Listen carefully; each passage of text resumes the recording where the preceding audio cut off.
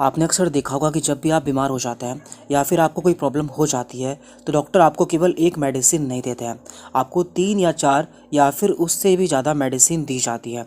तो ऐसा क्यों होता है? आज की वीडियो में हम उसी के बारे में बात करने वाले हैं। देखिए, एलोपैथी एक सिम्टोमेटिक ट्रीटमेंट है, यानी कि यहाँ आपको आपके सिम्टम के आधार पर मेडिसिन दी जाती है। मान लीजिए किसी को बुखार हुआ है और बुखार के साथ में उसे जुकाम भी है, तो यहाँ पर हम मरीज को एक मेडिसिन तो बुखार की देंगे और साथ में एक मेडिसिन जुकाम की देंगे। टोटल यहाँ पर 2 मेडिसिन हो जाती है। लेकिन जो उसे बुखार हुआ है तो बुखार का कोई ना कोई कारण होता है और सबसे मेन कारण होता है इन्फेक्शन। तो इन्फेक्शन के लिए एंटीबायोटिक दी जाती है, तो इसलिए यहाँ पर हम एक एंटीबायोटिक भी देंगे। टोटल यहाँ पर 3 मेडिसिन हो जाती है। लेकिन जो यहाँ पर हम एंटीबायोटिक देते हैं उसके कुछ साइड इफेक्ट्स होते हैं, जैसे कि पेट में गैस बनना। तो पेट में गैस बनने की प्रॉब्लम को दूर करने के लिए यहाँ पर हम एक एंटासिड या फिर गैस को कम करने वाली मेडिसिन भी देते हैं।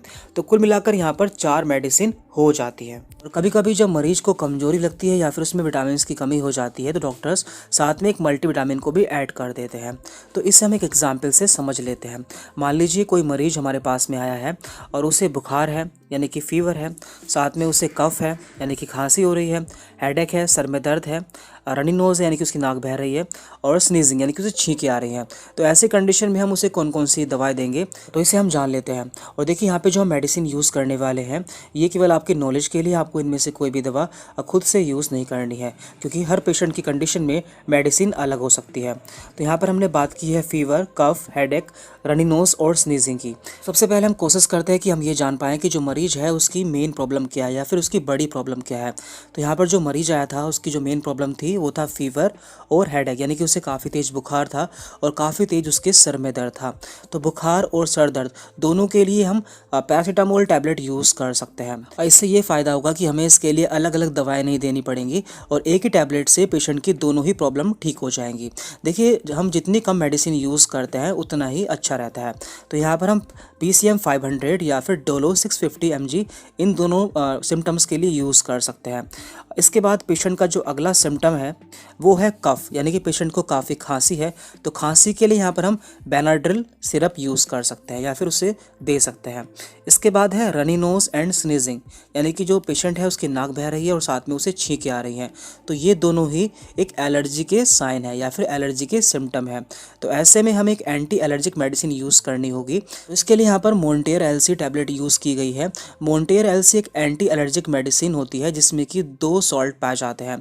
एक होता है इसमें मोन्टेलुकास्ट और एक होता है लिवोसिट्रिजिन। ये दोनों ही एंटी एलर्जिक दवाएं हैं जिससे पेशेंट को रनी नोज़ और स्नीजिंग में आराम मिल जाएगा। इसके बाद यहाँ पर है एंटीबायोटिक, क्योंकि जो पेशेंट को बुखार हुआ है तो हमें यहाँ पर एंटीबायोटिक भी देनी होगी। तो इसके लिए यहाँ पर हम एजिथ्रोमाइसिन 500 OD यूज़ कर सकते हैं, जो कि एक एंटीबायोटिक है और पेशेंट में इन्फेक्शन को कम कर देती है। देखिए, यहाँ पे हमने एक एंटीबायोटिक का यूज़ किया है। जो एंटीबायोटिक मेडिसिन होती हैं ये पेट में गैस को या फिर एसिड को बढ़ा देती है, तो इसे कम करने के लिए हमें यहाँ पर एक एंटासिड को भी इस्तेमाल करना होगा।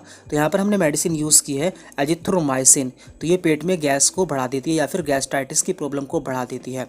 तो उसे न्यूट्रलाइज करने के लिए यहाँ पे हम रेंटेक 150 टैबलेट यूज़ कर सकते हैं, जो कि गैस को कम करती है। तो इस तरह से यहाँ पर इन सभी सिम्टम्स के लिए टोटल 5 मेडिसिन इस्तेमाल की गई हैं और इनकी डोज क्या होती है और ये कब तक लेनी होती है ये डॉक्टर्स आपकी प्रॉब्लम को देखकर डिसाइड करते हैं। और कभी कभी जब मरीज को कोई सिम्टम या कोई प्रॉब्लम कम होती है तो ऐसे में हम उस दवा को स्किप कर सकते हैं।